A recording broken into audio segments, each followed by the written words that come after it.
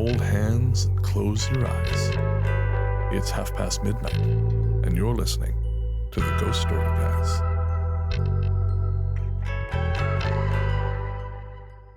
Welcome to the Ghost Story Guys. I'm Brennan Storr.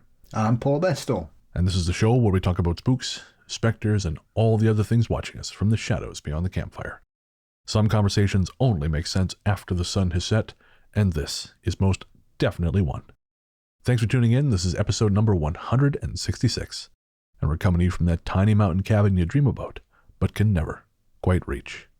Paul, my friend, how you doing? I'm doing very well. I've got an achy thumb because I didn't realise there were so many businesses, celebrities and influencers in the world that I did not wish to follow on Threads today. Yes, I saw you have joined Meta's new social media platform, Threads, and I'm sure you are loving it. It's doing all right. It's, like I say, it's a bit... At one bit, I was just being swamped by every sort of talentless TV celebrity that I've absolutely no interest in knowing anything about them whatsoever. And I was like, what is going on here? I think what happened is, I'm not totally sure, but I think they rolled it out faster than they were going to because Twitter is in such a shit state right now. Is it? I know. Yeah. I should have warned you that things aren't going well for Twitter. I know this comes as a shock. What with his track record? Turns out if he's not getting government subsidies, he's not real good at running a business. Weird. Oh, that is weird. I'm very surprised that he's decided to name it after that heartwarming documentary about nuclear war in Sheffield. I guarantee you Mark Zuckerberg has never seen a movie ever. I bet he watched The Social Network, or his lawyers did. Yeah, I bet you his lawyers absolutely did. He was in his his rejuvenation sarcophagus and just kind of getting updates over the intercom. But yeah, I guarantee you his lawyers saw that film several times. Oh, well, I did nearly go to Highgate on Sunday to go look for some vampires, but then I changed my mind. Oh, yeah, because you were in town for the pulp show. Yeah. So I thought, what better thing to do in London on a Sunday morning than go look for vampires? But you didn't make it. No, we went to the British Library instead, and so I was looking at books that made my eyes water as to how old they were. I saw the oldest surviving version of the Bible, which was from 1214. Oh, wow. And some incredible works of art from books from around the world. So, original sketches and drawings by Michelangelo, and there was papers from Pepys's diaries, books written during the Great Fire of London, poems from the 15th century, books from Japan and China and India. Just jaw-droppingly incredible how these beautiful, beautiful items. And also a wonderful book about Spring-Heeled Jack that was 140 years old. That looked amazing. I love that shit, man. Well, as for me, I've been doing nothing so interesting. Although I did have a really cool opportunity to hang out with some of our listeners. Our listener Penny and her husband Cam were in town from Delaware, and so I got to meet up with them for a beer and some nachos, and it was really cool. Oh, yeah, had an opportunity recently over the last couple months to meet up with a few different listeners, and it was just it's always a blast, man. They went out to the Sticky Wicket pub and yeah, spent a couple hours just shooting the breeze. Makes a change from it being called the Rose and Crown. I think we used to have one of those over in Esquimalt, but it burned down, if I'm not mistaken. It's like when I went to the Epcot Centre and they went in their English village. The pub there was called the Rose and Crown. I thought, God, you can't even go like 4,000 miles away. That was my local. Growing up was called the Rose and Crown. We are nothing if not unoriginal. Yes, the last time I visited there was a mass brawl outside at 5 o'clock in the evening. It was done during half-time as well, so I didn't miss any of the football watching the fight. It's English efficiency for you. And folks, if you happen to be passing through Victoria, and you want to meet up, shoot me a message, ghoststoryguys@gmail.com. If we can make it work schedule-wise, we absolutely will. Same thing, if you happen to be passing through Sheffield, shoot us an email, and we'll see if we can't arrange for you to meet up with fair Paul Bestel. And if you come to Parameet, the beginning of September in Rugby, you can meet us both. You can watch Paul give a presentation, and then watch me make an ass of myself that night with a skin full of booze.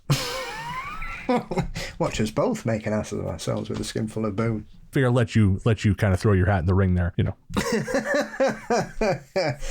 3 pints, I'll talk shit to anybody, me, mate. Oh, I cannot wait. As for today's show, we have another theme show, Paul. I'm really looking forward to this one. The show is going to be The Haunting of Toronto. And if you're thinking, what's a Toronto, folks? It is New York in about 70% of the TV shows you watch. So it's,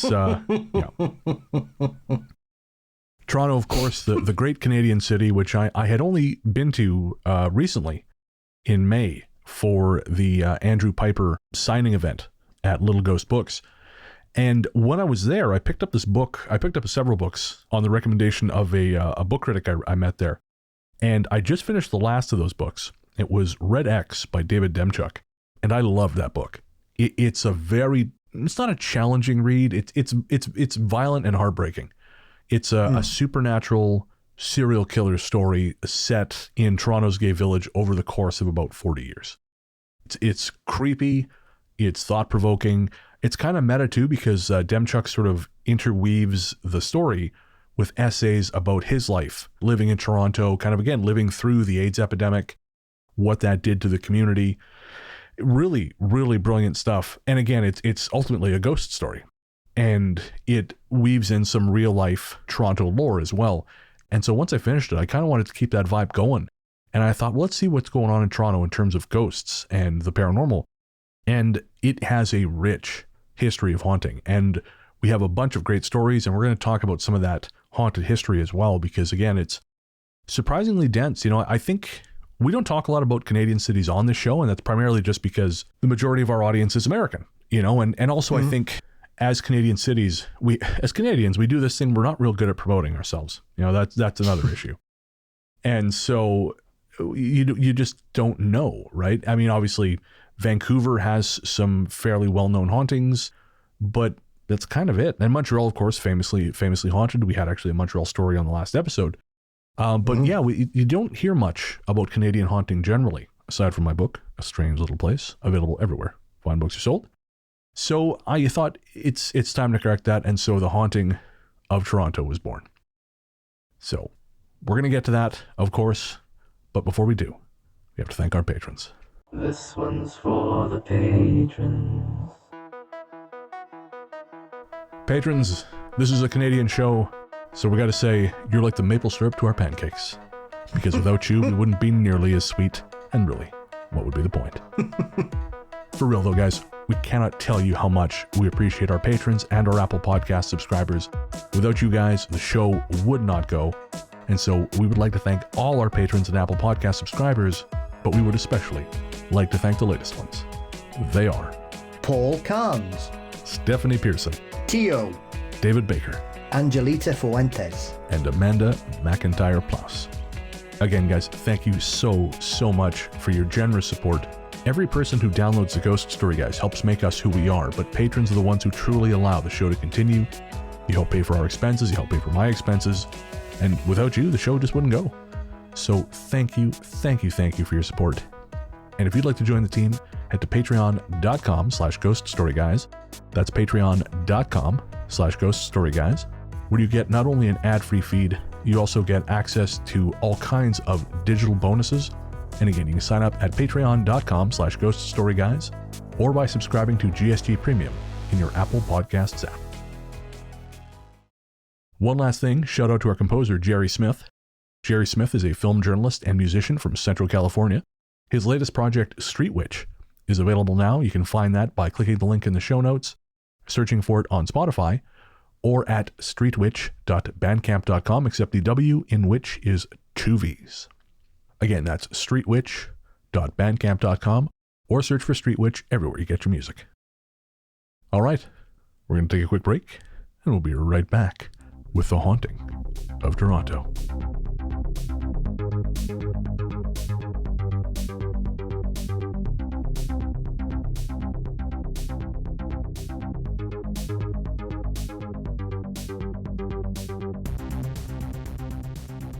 The AirBNB.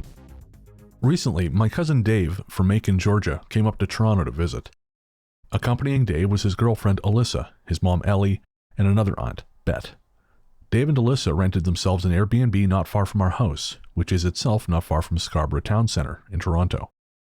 This area is known for its small main floor and basement pre-war homes, little stone bungalows amid large, sprawling parks and greenery. On their first night in town, Dave and Alyssa invited me, my brother, and another cousin over to hang out. While Dave and the other cousin were grabbing some supplies for the evening, Alyssa, my brother, and I were in the kitchen talking, when, from the corner of my eye, I saw a leg, kind of suspended in the air, like it was mid-step. My heart began to race, and just as I was about to alert the others, the overhead lights started flickering on and off.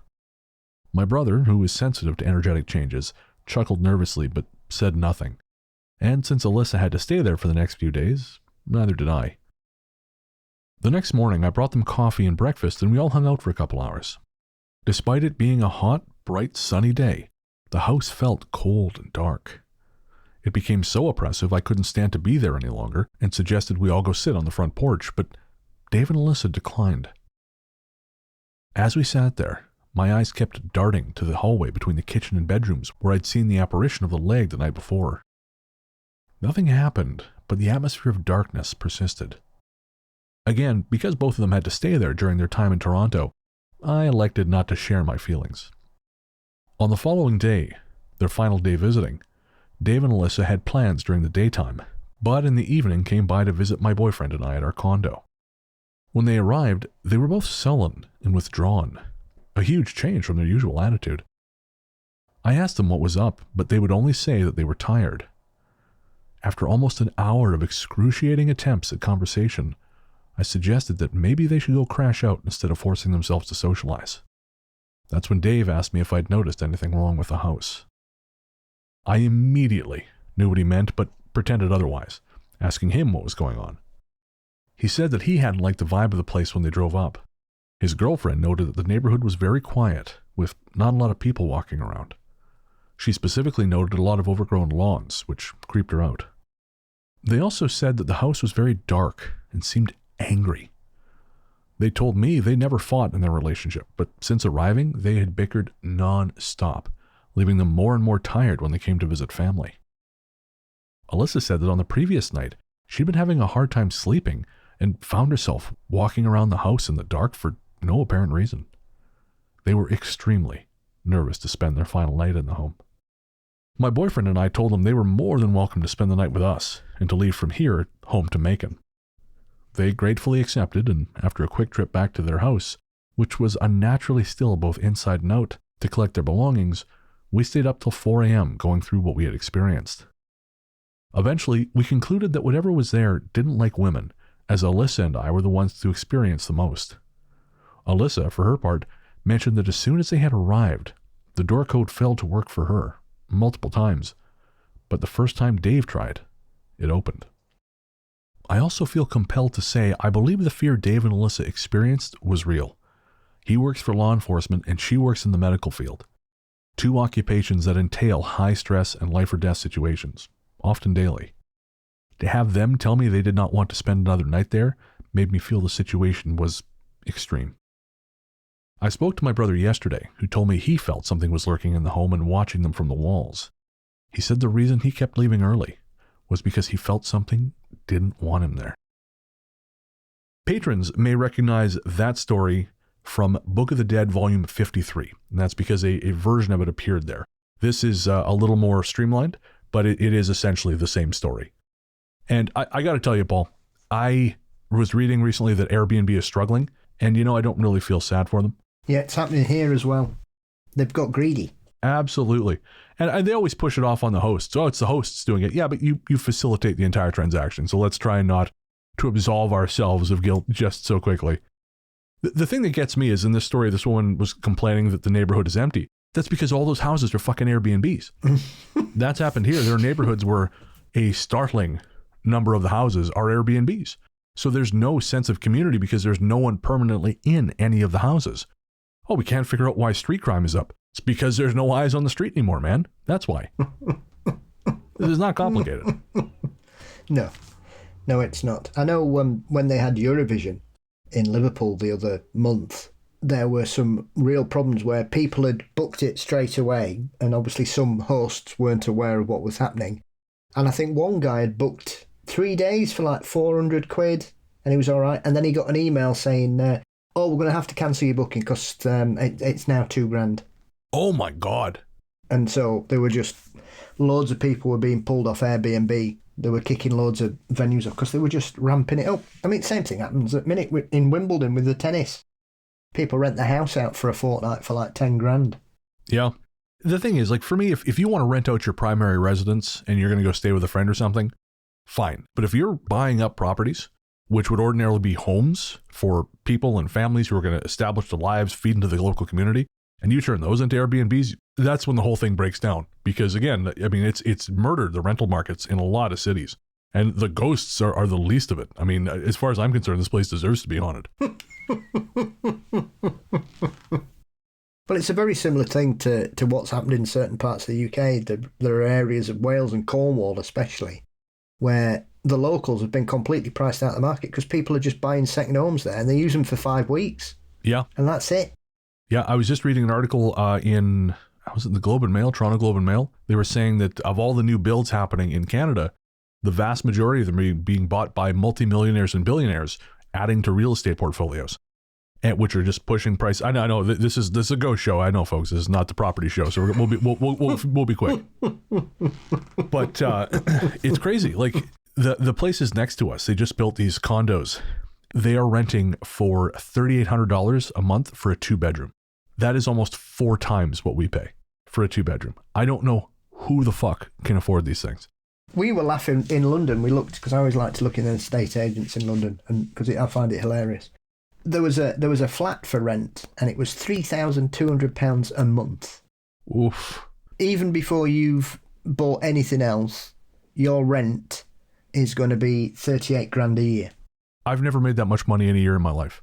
Well, it makes you wonder, because that means you would have to earn at least $150,000 a year to be able to live in that property. Yeah. Even the drug dealers I know can't afford these prices. They'll have to move into Bitcoin. Oh, maybe they'll sink with the ship. Actually, that ship is already sunk. Maybe we can send them down there in a sub. Don't you shake your head at me, Bestel. See, this is why I don't get invited anywhere, Paul. I just say shit. Yeah, I do, but I just make sure it's not recorded. Yeah, see, I'm not that clever.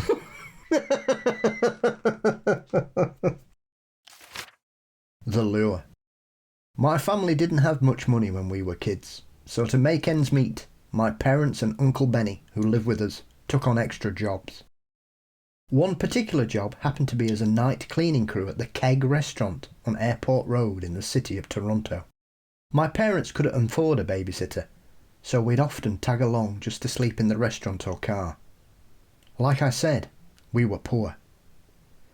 Even though the job paid well, and it wasn't exactly back-breaking labour, my parents still eventually quit because of the supernatural and strange phenomena that occurred while working there. I'll start with the first and most important paranormal story that happened to me and my uncle's then-girlfriend Maria. At the time I was 11. It was around 3:30 a.m. and the restaurant was fully lit. In the distance you could hear my father and uncle talking about a recent soccer match. Maria and I were sitting at a table near the bar, talking and trying to pass the time. At some point, like most nights, we both nodded off. Usually, what would happen is that we would be then woken up by one of my parents when it was time to go. Well, this particular night didn't quite go to plan. As I said, Maria and I had nodded off beside each other until we were woken by my Uncle Benny. Benny, who was and remains a happy-go-lucky guy, shook us both pretty hard and told us to wake up and then follow him to the basement. He said he needed help moving something out of the way and it was urgent and it involved my mother. Maria and I quickly jumped up, gathered our things and started to make our way to the basement. In the few moments it took for us to gather our things, my uncle had moved a good 20 feet away from us and was urging us to follow him, reminding us that this was an emergency. A moment later, and we'd lost sight of him. We started to frantically look around the restaurant but couldn't find him, and that's when the night took a turn. As we were looking for my uncle, we turned a corner and bumped into him. When he saw us, a look of shock came over his face. Almost out of breath with fear, we asked Benny, "Hey, what's the emergency?" Stuttering briefly, he responded with, "You two. Your dad yelled to me that you two were trapped in the basement and he couldn't open the door. He told me to go to the car and get a crowbar to pry it open." It was like the world had shifted sharply to the right. Maria told Benny we were looking for him because he'd woken us up, saying my mother was having an emergency in the basement. He said that was impossible because he and my father were walking past the basement door when he heard us calling for help. It was at this point that my father came to where we were, loaded with heavy objects he planned to use in knocking the door down. Seeing us clearly not stuck in the basement, he started scolding us, telling us it's not funny to scare somebody like that, and asking how we got out. We explained to him that it was my uncle who had woken us up and told him to follow him to the basement, that we were then following him when we lost track of him, only to bump into him and recap everything up to this point. The four of us were standing in the restaurant looking puzzled, trying to figure out what was going on, and just as we were about to continue with the work, my mother, who was on the other side of the restaurant, came running towards us saying someone was trapped in the basement. They needed help, but she couldn't open the door. There are no words I can use to describe the look on our faces other than pure terror. Something was trying to separate us. After a few minutes of shock, we finally collected ourselves and decided it was best if we all stayed in the same room for the rest of the night. Fair to say my parents did a half-assed job and got out there as quickly as possible. So I got to tell you, Paul, it's been a while since a story has really grabbed me the way that one did. But that one genuinely creeped me out. Yeah. It's very odd to have three different sets of people who all experience different things that seems to be all trying to force them into the same area. Weird. Yeah, and it just begs that question: what happens if you go? What is in the like basement? That, well, that's it, right? It's like that night my friend and I were in the desert, and the GPS kept telling us to drive off into this dirt track into the dark. And of course, we weren't dumb enough to do that. But you do wonder what would have happened if you had. And, did you just get somewhere and nothing happens and you're fine? Or do you not come home? Are you another statistic or a mysterious episode of Unsolved Mysteries? Yeah, exactly. I was doing a little bit of a reading, and there is a famously haunted keg restaurant in Toronto. This is actually not that one.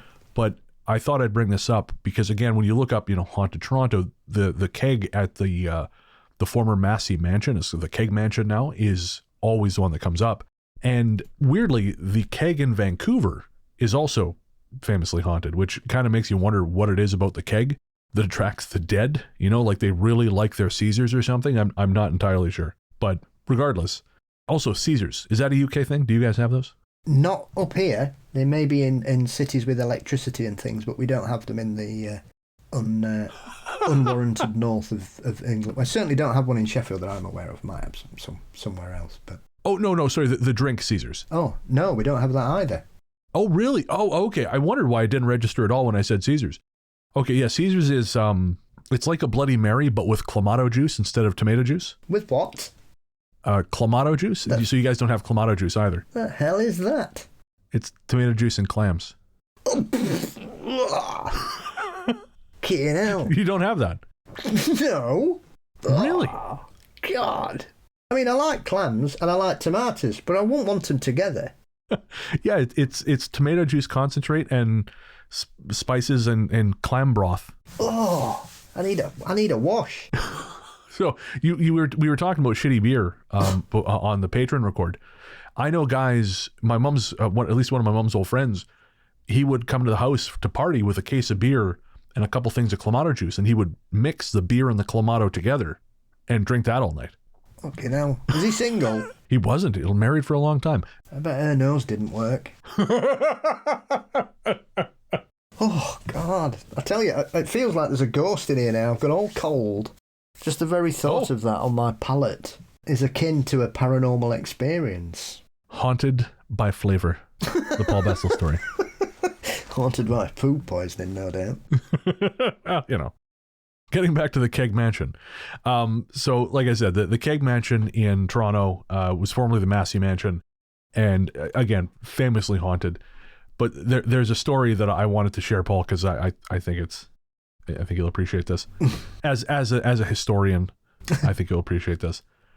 So the mansion was built in 1867 for the McMaster family, and then it was purchased by the Masseys in 1880. And one of the ghosts who's said to be in this house is the maid of Lillian Massey. Now, the story goes that basically the maid was downstairs as Lillian was dying in her bed. And when the doctor finally said she's gone, the story goes that the maid walked up the stairs into the main hall and hung herself. Now, that's horrifying. But of course, everyone says, well, why would the maid do that? Why would the maid kill herself when her employer dies?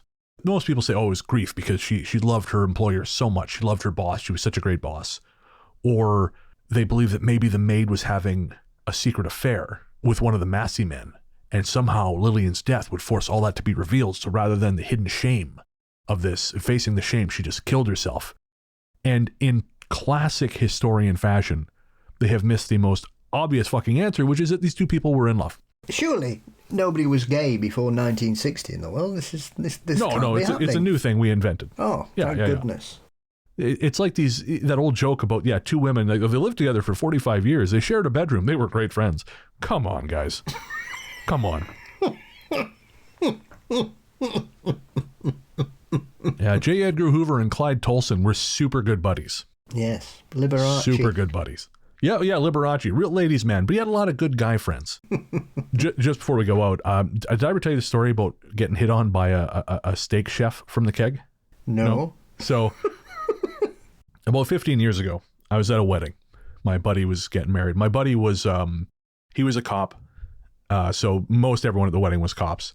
But he'd met his wife when he was a waiter at the Keg, so obviously before becoming a cop.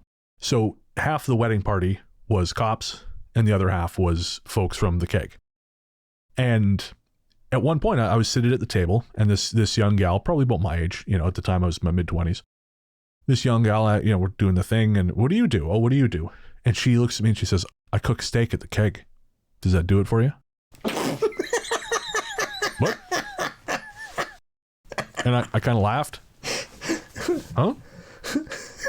Oh, that's funny. And then later on the dance floor, again, I was with Nikki at this point. I think I was actually engaged at this point. But I'm dumb, Paul. For me to figure out someone is flirting with me, they would have to sit in my lap, look directly in my eyes, and say, I am flirting with you. Like, it would take that. I am so fucking dumb. So I'm on the dance floor. We're all having a good time, whooping it up, whatever. And this woman, starts dancing with me. I'm like, all right, fine, whatever. It's no crime to dance with someone. I'm an adult. And then she started grinding on my knee. I didn't know what to do. I was like a little kid lost at the mall. I need an adult. No idea. Like, okay, I figured it out then. So I guess you either have to sit in my lap and tell me or grind on my knee on a dance floor. Mm. And I kind of seized up. And eventually, I don't know if she figured out this isn't working, but she kept trying. And finally, the bride came over. She saw it. And bless her, she came over and all I saw was her going, which I think was her saying, oh, that man's a moron. So you are wasting your time. But also, presumably, he's engaged. It could have been worse. I mean, it wasn't bad, but I would love to know how it could be worse. She could have shown you her knives. Okay, yeah, no, that's fair. I mean, I wouldn't put it past young Bren to end up in a situation where knives came out on a date, Yeah. I remember once meeting a lovely girl. She was brilliant till she started pulling a crack pipe. Oh, no. Oh, yeah. Do you want some? No, thanks. It's a bit Moorish. I just had some. I'm crack full. Not on a Thursday, no, love. Yeah. Oh, man. He's going to hear this, so I'm going to be very circumspect. You know who you are. You've told me this story. He listens to the show, but a friend of mine was, he was getting intimate with someone and her nose started bleeding. And he was like, oh, well, that's fine. And the first thing she did is she clapped her nose over her hand over her nose and said, I'm not a cokehead. So you are then. Oh, Paul, we've gone way far from ghosts. This is going to be an interesting show. Already it's an interesting show. Yeah, the ghost of someone's nose. The Bachelorette Party. In August 2011, one of my friends booked a room at the Delta Chelsea Hotel in Toronto for a bachelorette party. There was about 10 to 12 of us that went to the party. My friend Maria was the one who planned the bachelorette party, but the Chelsea wasn't her first choice. Another friend and party attendee, Vina, insisted upon it. In fact, insisted upon the particular room we had booked, which seemed weird, but Maria rolled with it, as it was actually cheaper than the place she was considering. We later found out why Vina wanted Maria to book this particular hotel, but we'll get there. I got to the hotel and called the elevator. It was shortly after stepping off the elevator on their floor, the 19th, that everything changed. I suddenly had a heavy feeling, and as I approached the room, I began to feel so dizzy, I thought I was going to pass out. At the same time, I felt like I was bleeding out from a body part. It seriously felt like I was experiencing someone else's death. By the time I got to the room, I was sweating like crazy, my arms feeling heavy to the point that it felt like they were going to pop out of my sockets. One look at me and the friend that opened the door asked me what the hell was wrong because I looked like I'd run a marathon. Once I'd settled down a bit, I told them what I experienced walking down the hall. Some of the friends looked surprised, but Maria and Vina knew I had a sensitivity to the other side and took it calmly. In room 1902, I started feeling another set of emotions coming from the bedroom. I felt anger, fear, and the smell of murder, among other things. I did what I could to brush the feelings off and enjoy the party. Shortly thereafter, the bride was dropped off, the drinking started, and our male stripper arrived, dressed as a cop. Yummy. To be clear, that is in the story. That is not me editorializing. After the stripper show, we decided to go to a Mexican restaurant for dinner. We had a great time, and I nearly forgot about the feelings I'd gone through. As we were waiting for dessert, Vina brought up the subject of the paranormal. She said she had heard of my sensitivities before, but never believed them, and asked what I thought of the room. Pissed off at her rudeness, I repeated what I felt upon entering the 19th floor, and she looked surprised. She said she had convinced Maria to book the Chelsea, and that room particularly, because someone had been murdered there. She thought she would catch me out if I spent a night there, and didn't mention anything. One of the other friends asked if Vina and I were playing a joke on them. Mind you, at this point, I didn't know if there actually had been a murder at the hotel or not. It's not something you typically look up before you go to a hotel. And I didn't know if Vina was pulling my leg, but I swore to the friend that I, at least, was on the level. I couldn't speak for anyone else. Since it was getting late, we decided to go back to the hotel to get ready to go clubbing. Although I didn't want to go back there, I didn't have much choice because my stuff was there. Plus, it took a lot of convincing for my parents to let me stay overnight, so I wasn't going to pass up the opportunity. That's a mistake I realized the next day. Going back to the hotel, I felt the same emotions I felt coming and going the first two times, the strongest emotions being in the bedroom. I felt the sorrow and fear from a woman, and the anger from a guy. I just didn't like it in the room, so I quickly changed and put on my makeup in the bathroom. We went clubbing and had so much fun that I totally forgot about the hotel incident for a couple hours. Throughout the night, our friends slowly started to drift home until it was just the bride, Maria, Vina, another friend, and I. About 2:30, we went back to the hotel where everything felt just as bad as it had before. It didn't make it any easier with Vina joking about what I was going through, although nobody else was laughing. With everyone being pretty drunk, we fell asleep quickly. I'm not sure what time it was exactly because I couldn't see the alarm clock on the nightstand and my phone was on the charger in the main seating area, but I woke with a start. Imagine being underwater too long and suddenly coming up for air. That's when it started. I couldn't move my body, and it felt like someone was sitting on my chest, choking me. Somehow, it felt like this person was going to kill me with a sharp object. I couldn't move my arms or legs or fight whoever it was off of me. By the weight, it felt like it was a man. I felt like I was losing consciousness from not breathing, and at the same time, it felt like a ringing in my ears. When I tried to focus, that ringing sounded like a woman crying or screaming no. I don't know how long it went on like this, but all of a sudden I was shaken awake by my friend. I shot up off the floor like my butt was on fire, and I don't know if it was my scream or my friend's scream, but it woke up everyone else. I lied and said I had a nightmare, and they all went back to sleep, save for the friend who had woken me. Then I went into the bathroom and threw up. When I came back out to the seating area, my friend was waiting for me, and I asked how she'd known to wake me. She explained that she had dreamed of a lady who asked her to help me by waking me up. She said she felt peace from the lady, but she was persistent about her helping me. And that is when she woke up to find me with my eyes open, struggling to breathe, but not moving my body. She described the woman from her dream as elderly, with totally white hair to her waist, wearing a lime green sari with a white top. I was in shock because she had described my maternal grandmother to a T. The green sari was what she was cremated in. The funny thing about the situation was that when I felt the pressure on me, I couldn't think of one Hindu prayer I learned as a child, so I started concentrating on my grandmother. I guess she came through. So I looked this one up, Paul, and apparently there was actually, I don't know if it was in that room, but there was a double murder-suicide at the Delta Chelsea Hotel in 2006. Had you heard anything about this? No, I haven't. I'm not aware of that. That hotel is completely new to me. I know of a haunted hotel in Toronto, but it's not that one. It's got one of those interesting ghosts. It's supposed to be a grey-haired man who wanders around the 8th floor, I think, smoking. Oh, interesting. Oh, what's it called? The Fairmont? That rings a bell. Fairmont Royal or something? That's the only haunted hotel in Toronto I'm aware of. So anything else that's a bit strange, I wouldn't have known, no. Okay, yeah, so it's a Chelsea hotel. It's apparently the largest hotel in Canada, which I didn't realize. It's got 1,590 rooms and 3 restaurants. In 2006, there was a couple and a friend of theirs on this package tour with a group, basically. As I understand it from my kind of cursory reading, and I'll include a link in the show notes, folks.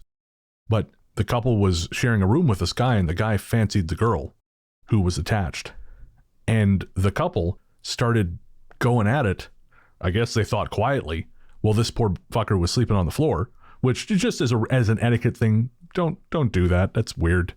Not that, again, that does not merit what happened next, to be clear, because what happened next was wrong. But just as a general etiquette thing, don't bone while your friends are in the room, unless that's all a thing you've agreed upon, in which go with God, have fun. But, and that was not the case here, because he heard, again, he had a thing for the woman, and he killed both of them. And then he stabbed himself. They think he may have been trying to make it look like self-defense. But he bled out before he could call help. It was a whole thing. So again, I don't know if that was floor 19 or not, and if it was this particular room, but it's a horrifying story. I prefer my story that I knew. Yes, it's much nicer. Although, that is not the most fucked up story attached to that hotel, if you can believe it. No. Because in 2012, a housekeeper, I believe her name was, I got it here, her name was Nagisti Semret, who was working as, I think, maybe a supervising housekeeper at the hotel. She was followed home by a stalker, and she was killed just outside her home in the part of Toronto known as Cabbagetown. And the guy who did it was eventually sentenced to prison. However, before that happened, he also killed his former roommate to hide the crime. He was tried for both murders, thankfully, and I'm not even going to say his name because fuck that guy. But he will hopefully die in prison. But he actually dismembered the roommate and tried to remove her from the premises. Yeah, it was gnarly shit, man. So again, not to discourage anyone from staying at the Chelsea Hotel, because I'm sure it's fine, but it's got a tragic history. It's like that. Wow, what do they call? They call that guy that did the show about him, and he was part of a really rich family in New York, and he died. Oh, the Jinx? The Jinx, that's it. When he was arrested the first time, that's what he'd done to his neighbour, hadn't he? He chopped him up and put him in bin bags, and that's how they went back to him. And he said that was self-defence, and he got off with it, didn't he? Oh, yeah. I can't remember that guy's name, but yeah, that was the one where in the documentary, they catch him because his mic is still hot when he goes to the bathroom. And he says, well, they figured you out. You're cooked or something like that, talking to himself, not realizing he's still being recorded. Yep. Durst. Yeah. He died in prison during the pandemic. Did he? I didn't realize. He was sentenced at the beginning, and I think he passed. I think he caught COVID in prison and died. I'm going to say it, Paul. Not a loss. No.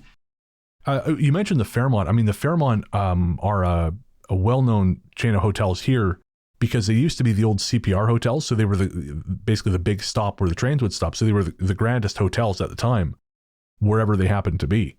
And I know like the Fairmont Empress in downtown Victoria, that is, for a long time, that was our grandest hotel. There's the Fairmont Vancouver, the Fairmont, I think the Fairmont Banff. Actually, yeah, I believe it's a Fairmont in Banff is also famously haunted. Just a grand old hotel, schlocked full of ghosts, from what I understand. The Fairmont, other than the marvellous old-fashioned grey-haired man in a smoking jacket wandering around, I know it's one of those where they've got ghostly footsteps, but there's also screaming heard and people hear their names being called, and when they turn around, there's nobody there. Oh, wow. So it's not just the old man. There's a whole load of shit. All on different floors and certain stairwells. So, yeah. Oh, fascinating. I mean, that sounds better than what this person experienced, I got to say. Although I don't know what's worse, the nocturnal attack or having to hang out with these people, because with friends like these, man.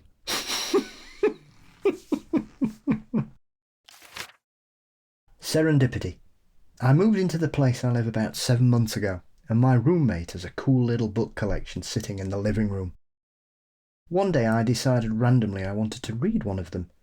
Its cover rather appealed to me, though I'm not sure why. I grabbed it, put it on my dresser, and forgot about it. Fast forward a month or so. I live on the outskirts of Toronto. The city I live in has a population of just under 1 million people and is about a 20-minute train ride out of the city. I recently got a new job in Toronto, and my commute involves a train ride followed by an 8-kilometre longboard trip. On that longboard trip, I ride the length of a street called Roncesvalles. This Wednesday I had work, and I realised my 20-minute train ride is a great opportunity to read. I took a look at the 4 or 5 books I have on my dresser and see Me and Death, the book I had borrowed from my roomie. Perfect! I packed it in my bag and headed out for the train.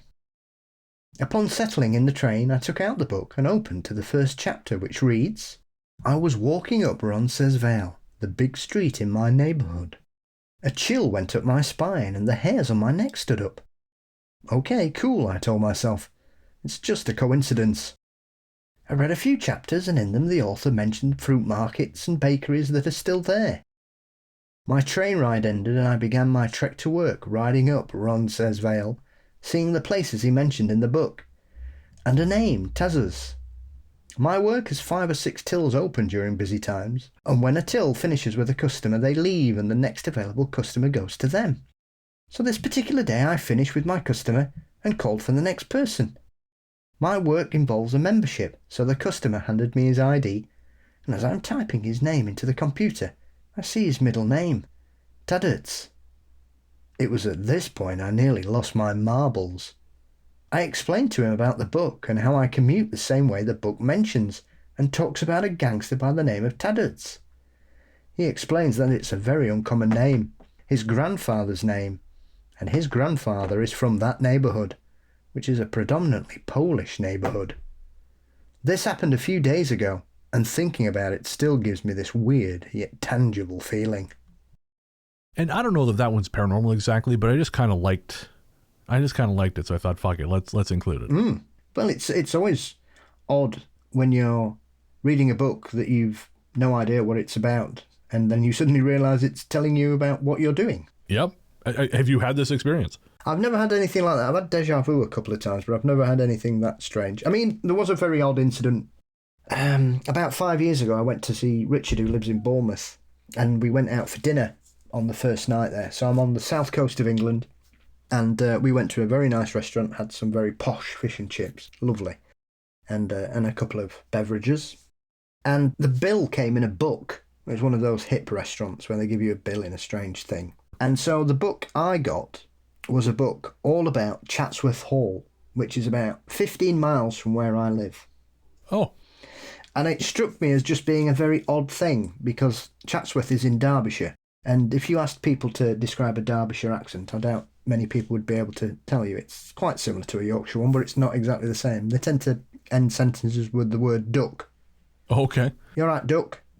And so to go to Bournemouth and come across that just randomly in a restaurant I'd never set foot in my entire life, and I doubt they knew we'd not mentioned it, we'd not said anything, it just came. And that struck me. And it's one of those strange things where something really odd happens in somewhere where nobody knows who you are or what you are. Yeah, I know sometimes I'll talk about this with Rachel. She'll have things like this and she'll tell me about them. And we always joke, I don't even know if this is a joke necessarily, because I think this is sort of one of those things people believe, that when those things happen regularly, you're kind of on the path. You know, it feels like if you see a lot of like synchronicity kind of things, you know, keep going because you're doing the right thing. And I mean, I'm a little torn between that, and I think there's a little bit of that kind of Dirk Gently holistic detective agency thing where you read a little too much into coincidences. Mm-hmm. But I don't know. The same reason I kept the stories, because there's something that just feels, I don't know, right and affirming about them. Yeah. It's actually just reminded me while I was thinking there. I've just remembered another one, which is a prime example of reading too much into a coincidence. Oh, okay. So at the beginning of June 2010, we'd gone for a walk in the plague village of Eyam, also in Derbyshire. And there's a little walk you can do, which is like 10 miles, and you basically walk past a bench called Five Counties Bench. So if you sit on this bench, you can see into Yorkshire, Cheshire, Derbyshire, Nottinghamshire, and Manchester. So you can see 5 counties from this one particular bench. It's amazing, beautiful. And we'd parked in Eyam, and we'd done it all round, and then we sort of headed back down. And as we were coming down, we were next to this very busy road, these beautiful old houses, and we're with the dogs. And all of a sudden, this beautiful border terrier just comes belting out the yard into the road, and there's traffic everywhere, and I'm like, shit. You know, this little dog's going to get killed. So I had to give the dog to my partner at the time. I said, right, because she'd got a dog, I'd got a dog, and we got this little terrier dashing about, like running to the road, running back. I was like, chuffing, we're going to watch a dog die here today. So I gave her the dog. So I managed to get, and as I bent down, picked this dog up, as I stood up this couch, went, vroom, and I thought, fucking hell. This is great. This is just what you want to do on a Friday afternoon. So I'm like, Jesus. And obviously this dog had come out of this house. So got this little dog in my arms, and I knocked on the door, and I said, excuse me, I believe this is your dog. And he's like, oh my God. And this dog had apparently got out the second floor window, like slid down a roof onto the garage, and then jumped off the garage to get out the yard. And I got it. But anyway, oh, man. This dog was called Pickle. And it was beautiful, lovely little dog. And it was kissing me all the way while I was taking it there. And so I was then convinced that this, Brennan, was a sign. Because in 1966, when England held the World Cup football, the World Cup trophy was stolen. Somebody nicked it. Can you believe it? Because obviously, displaying it in a shop window without a fucking alarm is a really sensible thing to do for the most expensive football prize in the world. And so some scoundrel stole it. And there was a nationwide hunt, newspapers, a big reward and everything. And it was found by a dog called Pickles, who was on a walk with his dad, and he found it stuffed under a hedge wrapped in newspaper. So I was therefore convinced that because I'd saved a dog called Pickles' life 2 weeks before the 2010 World Cup was happening, that it was a sign that England were definitely going to win it. And you know what, Brennan? What's that? England were fucking dreadful that World Cup. and we got absolutely hammered by Germany 4-1 in the second round. And if you hadn't saved that dog, they would have won. One game, the highlight was a fucking eagle landed on the post. That was the most interesting thing that happened for 2 hours. And see, that eagle was going to grab that dog. And then butterfly effect, England takes the cup. Honestly, I'd have had more fun pouring bleach in my eyes for 2 hours.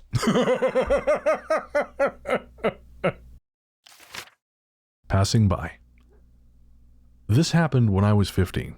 And let me say first off, I know you won't believe me. And that's fair, because sometimes I have a hard time believing it myself. At the time, I was living in Toronto with my parents, and we had gone out for a walk. We had only recently moved to the city from a small town, so I was more or less just gawking at all the giant buildings surrounding us. At some point, I looked through the crowd ahead of me and saw a man staring at me in what looked like shock and amazement. In an instant, some unknowable instinct told me I was looking at myself.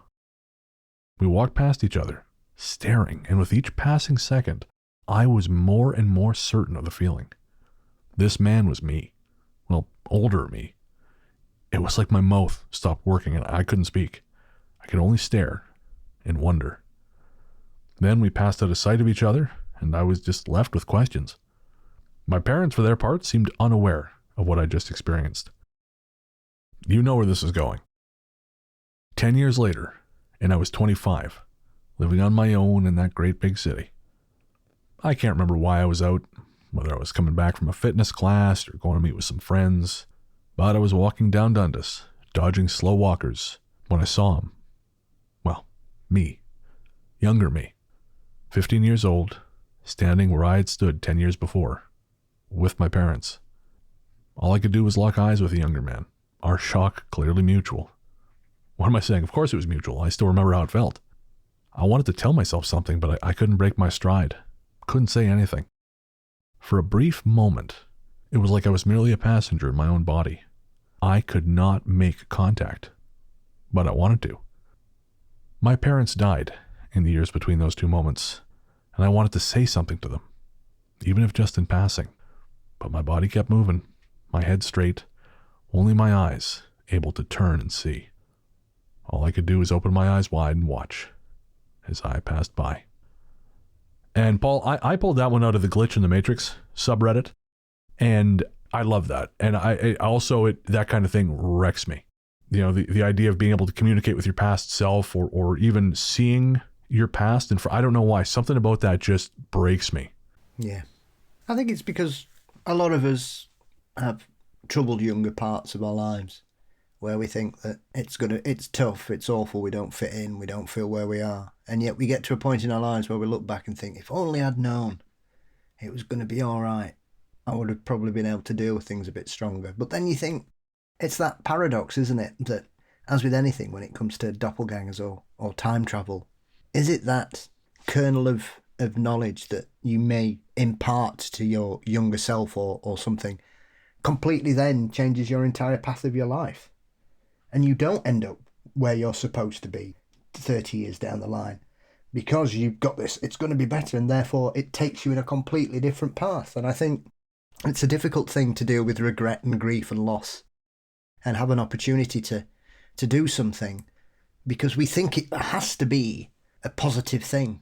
But I'm also very aware of the difficulty and the danger that having that option can be, and what it could possibly do, and where you may end up. So it's a double-edged sword, isn't it? Yeah, I think about that sometimes. You know, I think, like, one of the questions I had written down to ask you here, and we'll get around to it because I'm very curious, but sometimes I ask myself, if I could go back and tell myself anything, you know, at a different point in my life, what would I say? And like you say, you wonder if you had that opportunity, would it change things?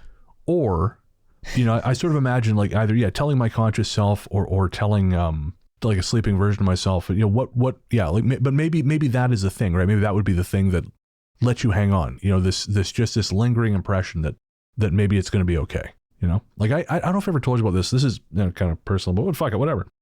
One of my earliest nightmares was, because obviously, as you know, we both have non-existent relationships with our fathers. You know, my dad was a drug addict. He hadn't been in my life for decades before I found out that he was dead last year. So, you know, not close.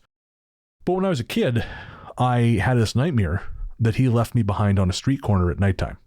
And I still, probably my second earliest nightmare. And I'll never forget it.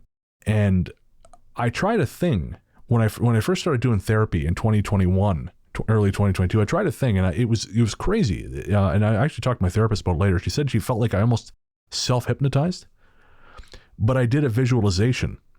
I imagined going back to that version of me, standing on the street corner at night, this little boy all alone, and I envisioned taking him by the hand and walking him home and answering his questions as I walked him to the house. And I imagined the entire walk, because obviously, where my father left me in the dream was a real place. Like, it was a real part of town.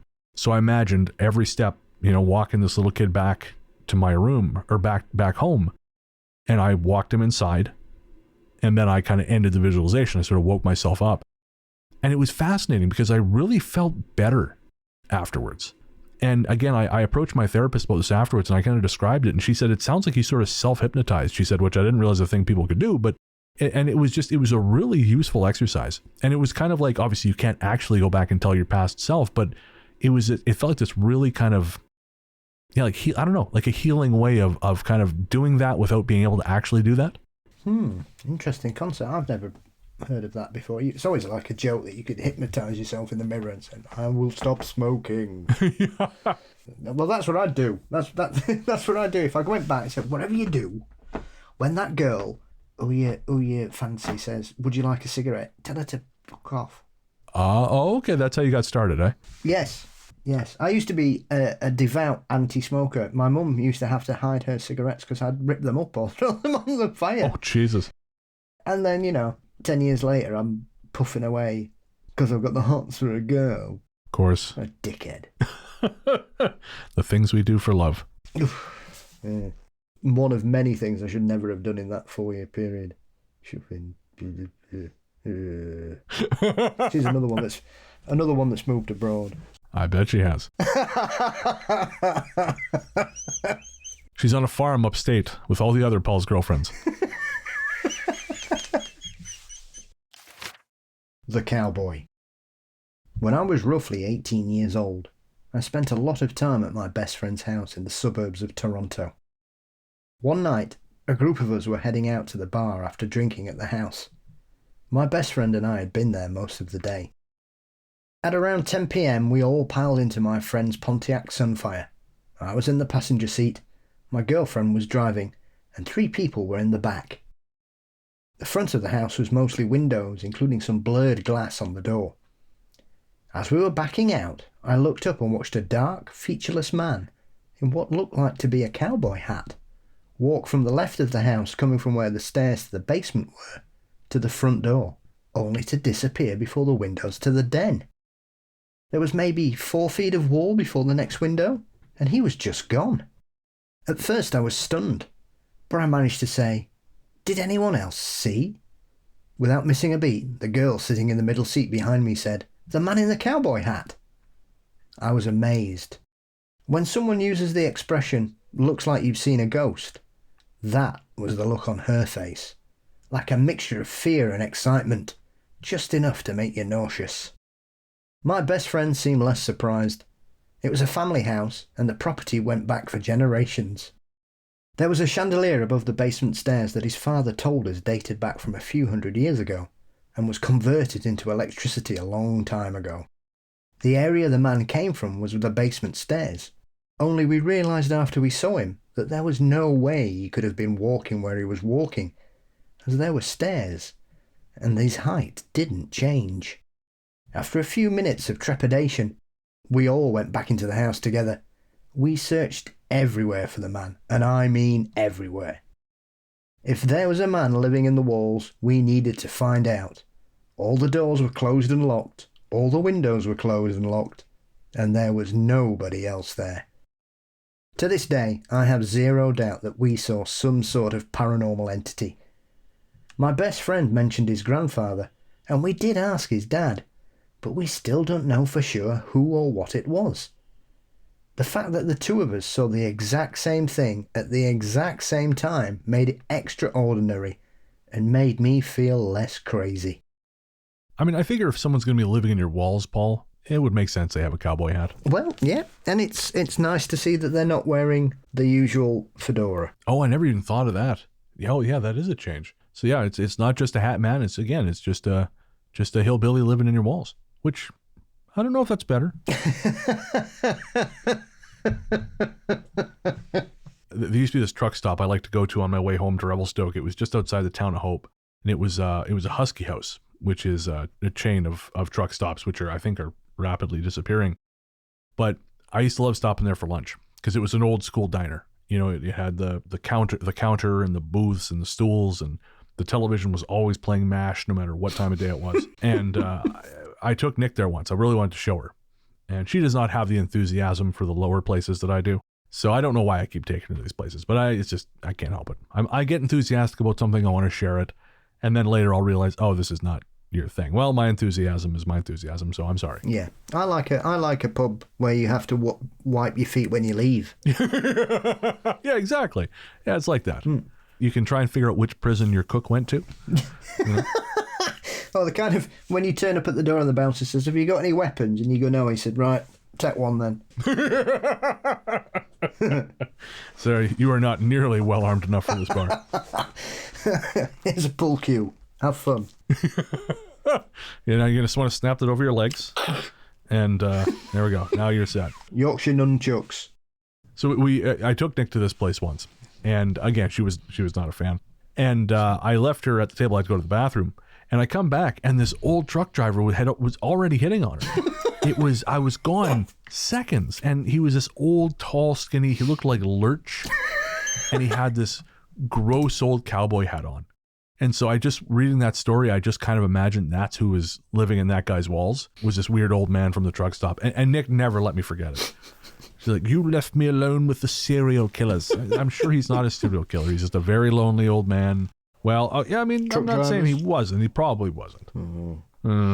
It would have been good if he looked a bit like Lurch, that his chat-up line to Nick would have been, you rang?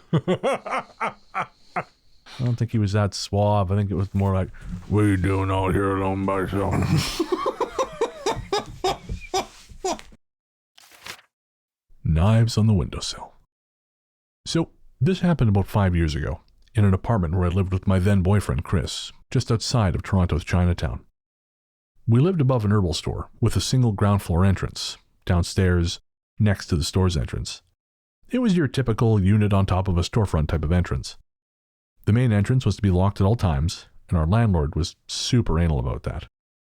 The back door to our unit, we had a little rooftop area, which was also the fire exit, had a double door for extra security. The stairs leading to our unit were very steep and narrow, and there were at least 30 of them. The first set of about 25 stairs were just straight up. Then you would hit a little platform and have to go down 5 steps, then another mini hallway. Now, stay with me. I know that's a lot of info, but it's really important. I want you to take away from this that it takes several minutes to get into my unit, especially if you're entering through the back.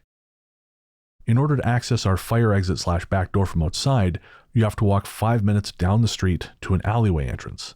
It's a typical Toronto alleyway with private parking spaces. So, I got home on this night around 2:45 in the morning after a bonfire with my cousin. There was no drinking or anything like that, we were just hanging out. Once I got back and cleaned up, Chris and I were then just laying in bed, chilling and talking. Now, I should say that before this event, nothing had ever happened, and we'd lived there for about 7 months. Chris decided to go to the washroom before falling asleep. The washroom was right beside the unit entrance, which was the opposite side of our bedroom. The whole unit was like 750 square feet, so not very big at all, and it was open concept except for the washroom and bedroom. All of a sudden, I didn't hear him walking to the washroom anymore. He'd gone silent. I got up and looked outside my bedroom door to find Chris, and I saw him just standing there, staring at the entrance.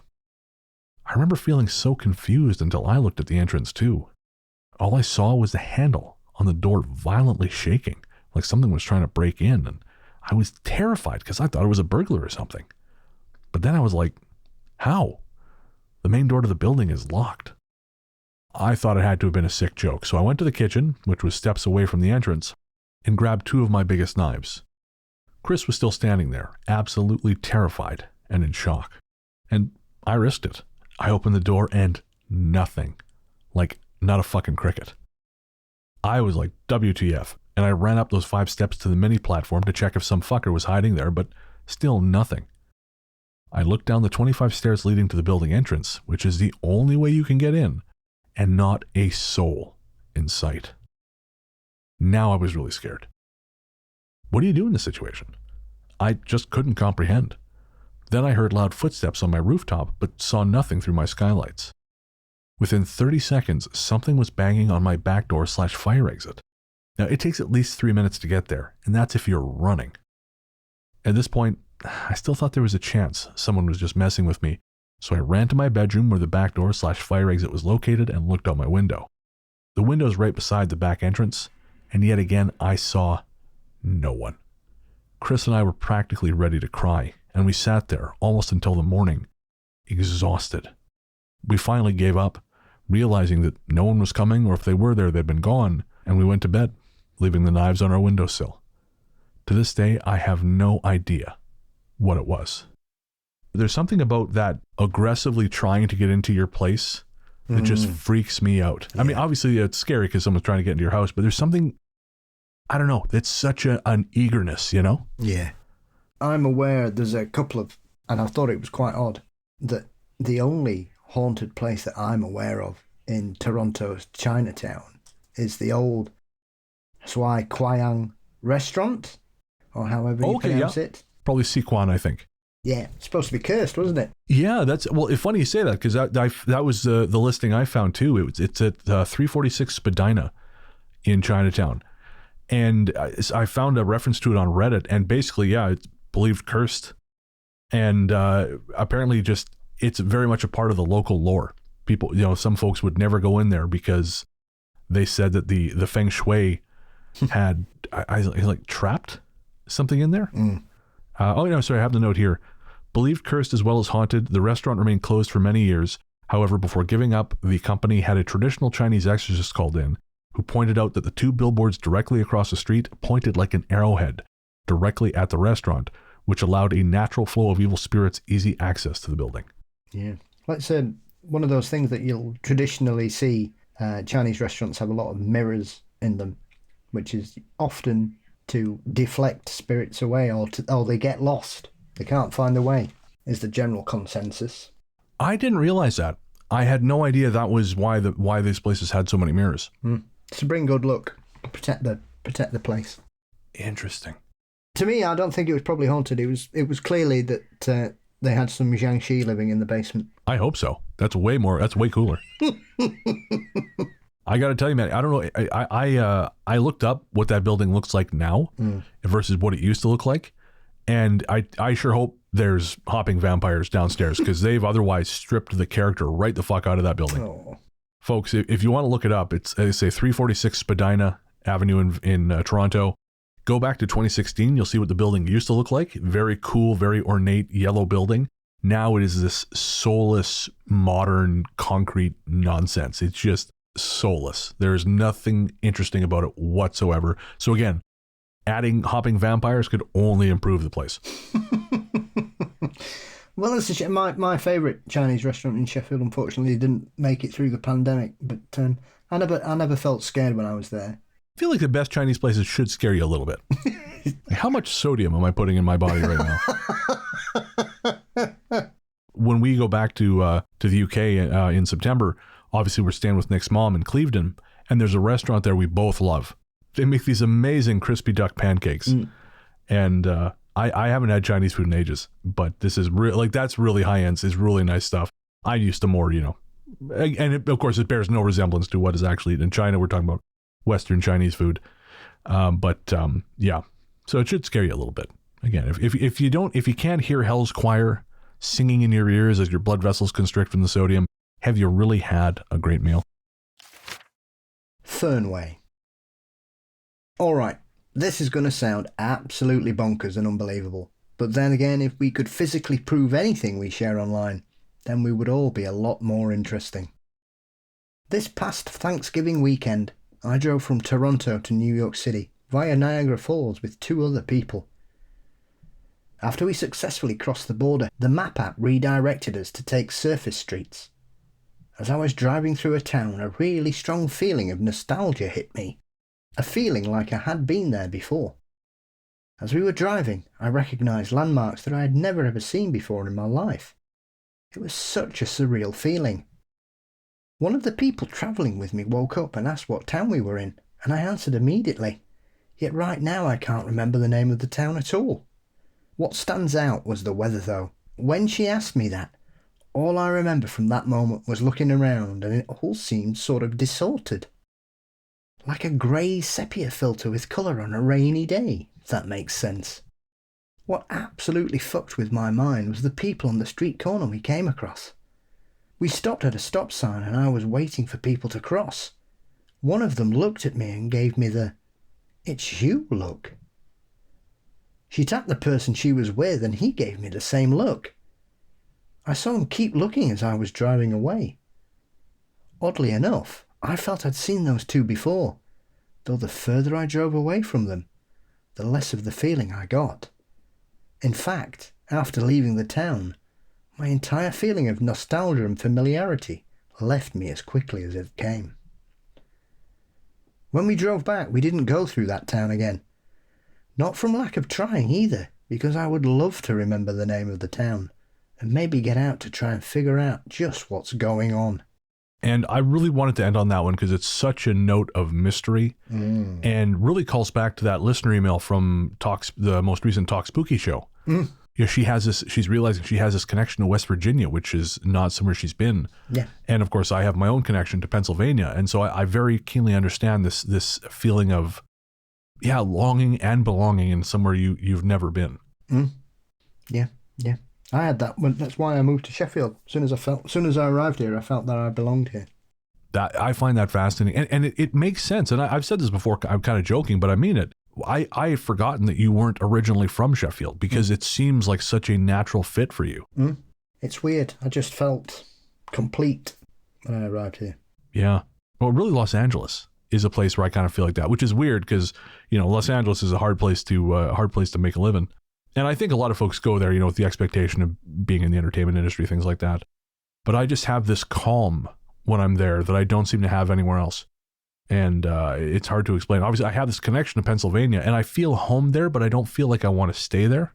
It's hard to explain. And again, I haven't been to Pennsylvania in years, whereas I've been to L.A. Far more than I've been to Pennsylvania, actually. But yeah, there's something about the place. I don't know. I mean, we're trying to narrow down through genealogy where my dad's family's from. Where my granddad's family's from, because my mother's father was adopted. We don't know much about, or we don't know anything about where he's from. But it does interestingly seem like there are some connections to the Southern California. So it might just be like old genetic programming. It's hard to say. Maybe you're distantly related to Zorro. I didn't get the agility genes. But you do look good in black. I do look good in black. That's true. Yeah. I do like a little bit of mask stuff. So, you know, that's... Just kidding, folks. I'm just kidding. Welcome to Eyes Wide Shut with Brennan Paul. All right, folks. Well, that's going to bring to a close our look at the stranger side of Toronto, Canada. We hope you've enjoyed it. We've certainly enjoyed sharing it with you. If you've got a story to share, or you know a part of Toronto lore that you'd like us to know about, send us an email at ghoststoryguys@gmail.com, and we will read it out on one of our Talk Spooky mini shows. And those come out every other week. So this week you get episode 166. Next week you get Talk Spooky, probably number 7, I think it is. So again, that's ghoststoryguys@gmail.com. Let us know. What did we miss? I know we didn't even get a chance to talk about the Cabbagetown Monster. We might have to do that on Talk Spooky. Yeah. I know, right? They would just... The time flew past. We're going to take a quick break and we'll be right back.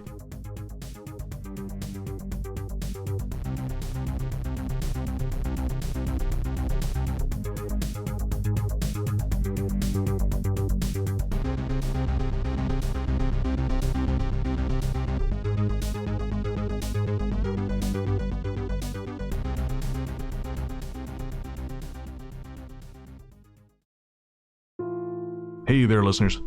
Before you reach for that skip 15 seconds ahead button, I promise you this isn't an ad. We wanted to take a minute to talk to you about mental health. On this show, I've always tried to be as honest and open as possible about my struggles with depression and anxiety, because even though we've come a long way towards acknowledging the very real damage these things can do, there is still way too much lingering stigma about reaching out for help. And when you start to feel like there's no help, it's easy to start feeling like there's no hope. But Paul has joined me today to remind you there is always hope and there's always help. We're not going to try and talk you out of self-harming right now, because we know that's not how it works. Instead, what we wanted to do was tell you something now and hope that should things get bad, you'll remember it and make a phone call or send a text message before you make any permanent decisions. As someone who knows all too well just how important mental health can be, it's never too late to reach out. In Canada, the number to call is 133-456-4566. In the USA, the new number to call is 988. That's 988. In the UK, the number to call is 116123, or text SHOUT, that's SHOUT,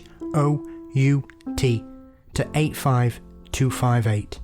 In Australia, the number to call is 131114. However bad shit seems, it will pass, And no matter what your brain might be telling you at any given moment, and believe me when I say I know this intimately, there are people who love you and people who care deeply about how you treat yourself. Should a time come when you find yourself despairing, please know that we've both been where you are, and there is a way back to the world. Take care. Welcome back. As always, thanks to Luke, Sarah, Anthony, Joseph, and everyone else who's part of the Ghost Story Guys family. Don't forget to check out Luke's podcast, Luke Lore, available everywhere fine podcasts live. And of course, Joseph's YouTube show, The Cardinal Rule, which is of course about Arizona Cardinals football. And of course, thank you, my friend and co-host, the inimitable, the one, the only, the paranormal Johnny Carson himself, host of Mysteries and Monsters, Mr. Paul Bestel. Paul, what's coming up on M&M? Yes, so this week, coming up, I have the return, triumphantly, of our good friend Chad Lewis, who takes me on a road trip around Wisconsin, some haunted sites around the state, and we dive into something I was never aware of, which are these strange stories of ghost elephants that seem to pop up there, which are very interesting. Okay. Tragic stories, but the origin stories, but there's more than one alleged ghost elephant in Wisconsin, which I found fascinating because I've not come across a pachyderm ghost before, so it was very interesting to read about those, and a couple of strange ghostly bridges and things, and we touch on some of the more unusual hauntings in that. And then the following week I am joined by the author and experiencer Antoinette Shippers, who many people may know from her appearances on Jim Harold's Campfire, which included the legendary Roadhouse story, and we have a nice chat about her haunted house and the terrifying things that seem to afflict her father. And I've never heard of a haunting that affects somebody in such a manner, and it's one of the few reports that I've heard from someone where I actually got the chills reading one of the reports. Oh, wow. Of something, because something seemed to take over her father, but it wasn't a demon, it was just a nasty ghost. And it's a very challenging set of experiences that went through. So we talk about all that and plenty of other ghostly things in between. Very cool. And where can everyone find you online?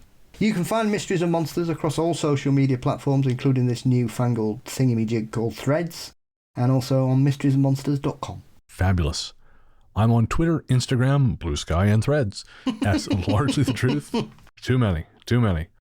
And you can find my other podcast, Weird Together, on podcast platforms everywhere or linked in the show notes. And that is a show about independent horror films, co-hosted with Joseph Camo from The Cardinal Rule. On this episode, just came out, we're talking about the film Brooklyn 45, set at the end of the Second World War, about a seance that goes very wrong.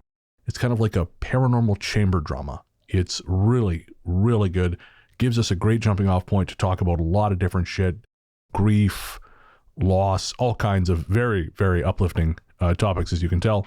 Really good conversation. And again, you can find that everywhere fine podcasts live. It's called Weird Together. As we said at the top, this show exists because of our patrons and now our Apple Podcast subscribers.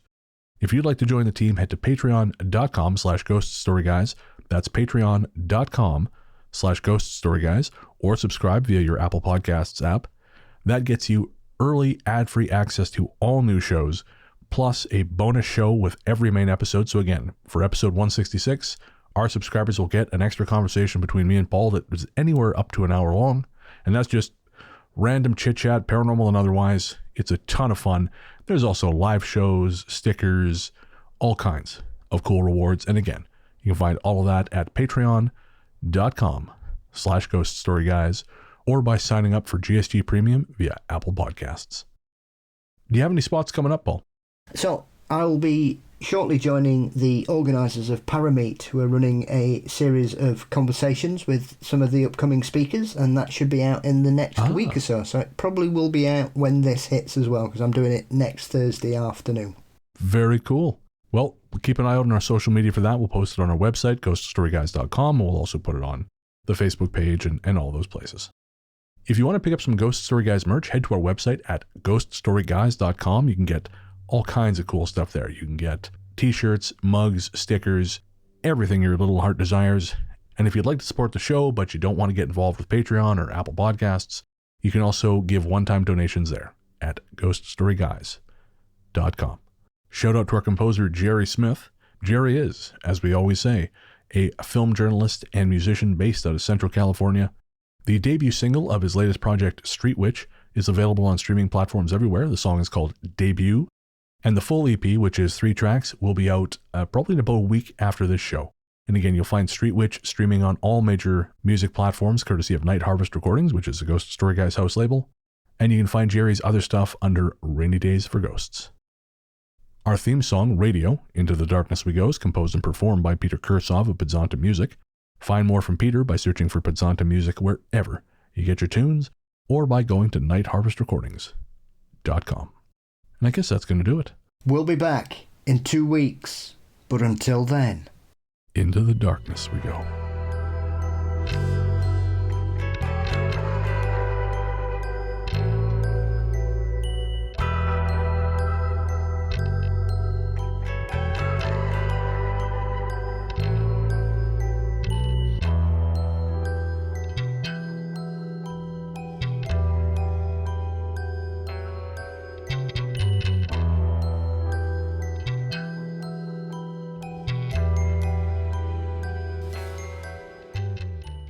Well, I was going to say, it sounds like the bat phone ringing in Jeffrey Epstein's cave. But...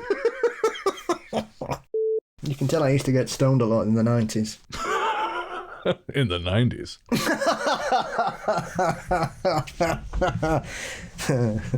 Well, you know, the plans me and Theo come up with on a night are not to be shared as yet. Oh, yikes. Don't tell them shit, Paul. We'll show them. We'll show them all. I've got a picture of you wielding the Thor hammer open in Photoshop in this window, and I keep forgetting to save it. So every time I open it, I'm like, oh, there's Paul. Why isn't he moving? Nope, that's Photoshop. That's not Riverside. I like a cooked breakfast, right? Bacon and eggs and sausage and whatever. I wouldn't blend it and make it into a fucking smoothie. Woofsalini. And that's how we blew out the last 45 minutes trying to think of dog puns. Dogs and totalitarian leaders. What's your favourite? And go. Have you got a dog that looks like Pol Pot? Let us know. It's actually just Pol Pot hiding. Woof. It's like Chicken Boo. Did you ever watch Animaniacs? Yeah. Yeah. He's wearing a disguise to look like other guys, but he's not a dog. He's really Pol Pot. Now I've got the cat at my door. One sec.